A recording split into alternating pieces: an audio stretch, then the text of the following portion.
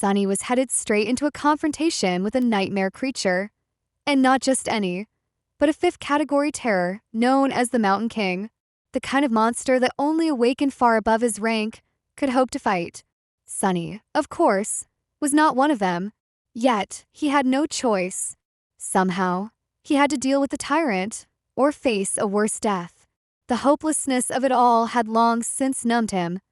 Fear had faded into cold indifference. After all, what was left to be afraid of when you were already as good as dead? Meanwhile, beyond the bonfire, the battle was unraveling into horror. Most of the slaves had been slaughtered. A few desperate soldiers still fought the beast, but they were clearly doomed. Before Sunny's eyes, the Mountain King lifted a corpse still chained with the others and, with a single dreadful bite, tore it in half. Blood poured from its jaws as its 5 indifferent eyes stared into the void. One soldier saw his chance and charged, spear raised high. The tyrant didn't even glance at him. A lower arm shot out, grabbed the man's head, and crushed it effortlessly.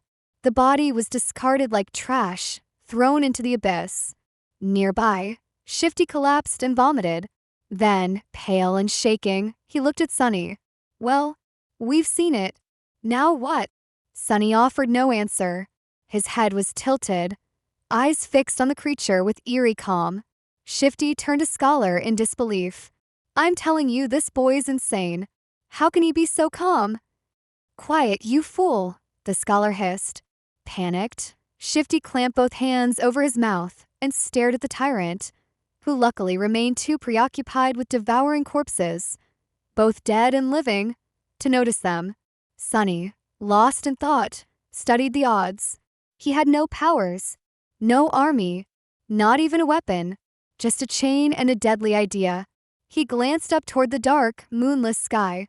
Just then, a burning stick flew through the air and burst against the tyrant's arm, thrown by a young soldier standing defiantly, with his sword drawn. "Face me, devil!" the soldier shouted. A distraction, exactly what Sunny needed. He didn't plan to kill the tyrant with brute force, but with nature. Gravity, to be exact. "Come with me," he yelled, bolting toward a wagon parked near the cliff's edge. Shifty and Scholar exchanged a wary look but followed. Maybe they mistook his calm for confidence, or madness touched by divine favor. Behind them, the young soldier was fighting for his life, dodging claws, his sword barely scratching the monster's fur. The Mountain King countered with terrifying speed, striking with all 4 arms. Sunny didn't look back. He ran faster, reaching the wagon. No larvae nearby. Good. He dashed to the rear wheels. The wagon had been left sideways, its front against the mountain wall. Rear toward the cliff. 2 thick wooden wedges held the wheels in place. Sunny pointed. "When I say so, remove those wedges and push." "Got it." "What? Why?" Shifty asked, baffled. Scholar said nothing, just watched the tyrant. Amazingly, the soldier was still alive. He slipped between blows, rolled across the stones, even recovered his sword after being launched through the air. His courage was inspiring, but the monster was relentless. "Just stay alive a bit longer," Sunny begged silently. To Shifty, he only said, "You'll see." Then Sunny ran again, tracing the long chain connected to the wagon, hoping it was still usable. Amid corpses and gore, he spotted what he needed: the torn end of the chain. Finding a dead slave still locked in shackles, Sunny felt his knees and fumbled for the key. At that moment, the soldier cried out, flung again by the tyrant, but he landed on his feet, grabbed his sword, and rolled aside just in time to avoid a crushing stomp. "Who rolls like that?" Sunny muttered, stunned.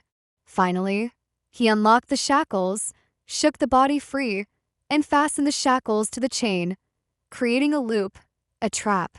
Then he shouted toward the wagon, "Now!" Shifty and Scholar sprang into action, removing the wedges and pushing the wagon. It began to roll, but far too slowly. Sunny grabbed a length of chain, turned toward the fight, and took aim. The soldier, Hero, noticed. His eyes flicked from the chain to the wagon. He didn't react, but intensified his assault, keeping the tyrant focused. Sunny spun and flung the chain like a net. The loop soared through the air. It missed the ground and instead, miraculously, wrapped around the tyrant's neck.